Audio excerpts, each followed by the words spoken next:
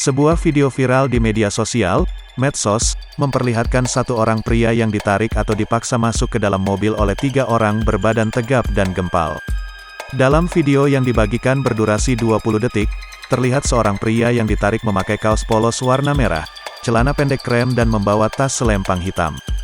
3 orang yang menarik paksa pria berbadan kurus itu pun, terlihat ada yang memakai masker putih, baju kaos panjang putih, bertopi hitam, celana panjang abu-abu, memakai tas selempang hitam dan berbadan gempal.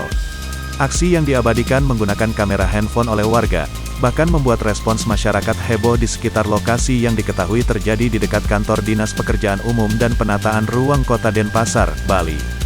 Menurut informasi sumber di lapangan, diketahui jika pria yang memakai kaos merah tertipu transaksi jual beli mobil dengan harga yang murah atau di bawah harga pasaran dengan uang muka 50 juta.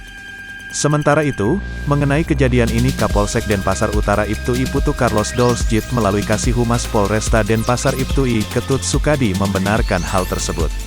Kasusnya pun sudah ditangani di Kepolisian Polsek Denpasar Utara, untuk menindaklanjuti kejadian yang terjadi pada Senin tanggal 25 Oktober tahun 2021 sore.